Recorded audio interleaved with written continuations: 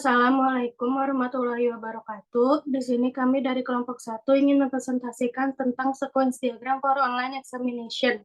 Sebelumnya, saya Siti Nurhalima akan menjelaskan tentang apa itu sequence diagram.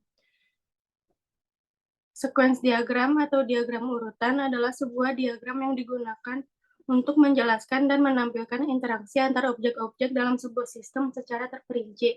Selain itu, sequence diagram juga akan menampilkan pesan atau perintah yang dikirim beserta waktu pelaksanaannya. Objek-objek yang berhubungan dengan berjalannya proses operasi biasanya diurutkan dari kiri ke kanan. Selanjutnya ada tujuan dari sequence diagram yang akan dijelaskan oleh Farhan.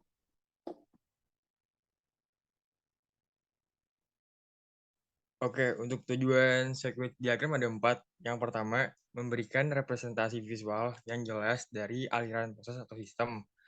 Sequence diagram dapat digunakan untuk mengilustrasikan detail penggunaan UML yang dapat membantu memahami persyaratan dan fungsional sistem. Yang kedua ada memodalkan logika dari prosedur fungsi atau operasi yang kompleks. Dan yang ketiga, melihat bagaimana objek dan komponen yang berbeda berinteraksi satu sama lain untuk menyelesaikan suatu proses.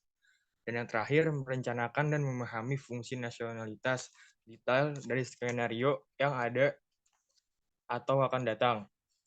Yang ada atau yang akan datang dengan memetakan langkah-langkah yang terlibat dalam suatu proses, suatu bisnis dapat mengidentifikasi bagian di mana sumber daya tambahan atau perubahan pada sistem yang diperlukan.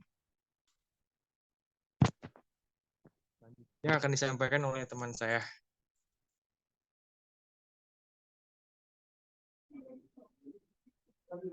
Perkenalkan, nama saya Alif Fadila Putra Wirasena.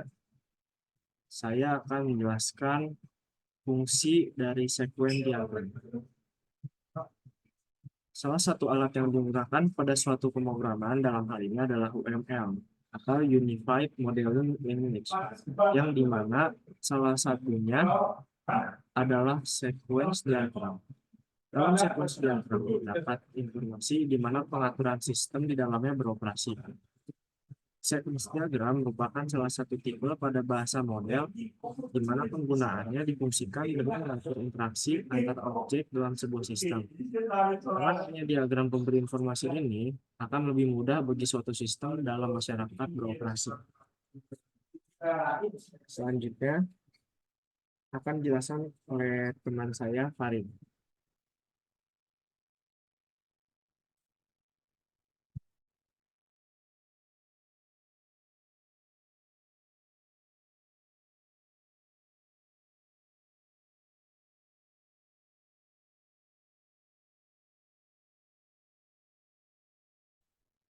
Oke, di sini saya akan menjelaskan komponen dalam sequence diagram. Pertama itu ada aktor yang menggambarkan pengguna yang berinteraksi dengan sistem.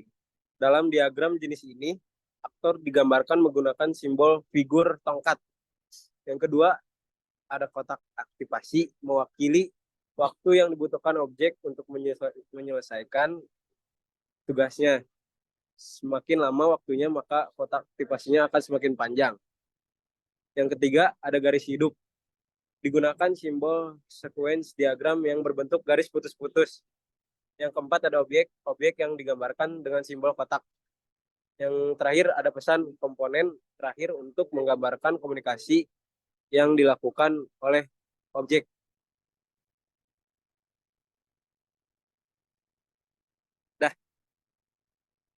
Selanjutnya akan dijelaskan oleh teman saya Wilma.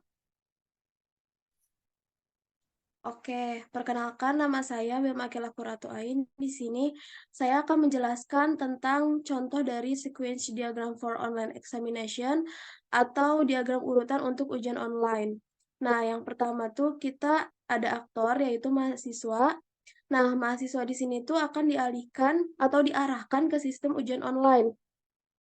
Nah, setelah itu mahasiswa akan login dan registrasi untuk mengisi data diri. Setelah itu akan diverifikasi identitas. Apabila sudah berhasil atau sukses, mahasiswa akan dibawa ke pengaturan ujian.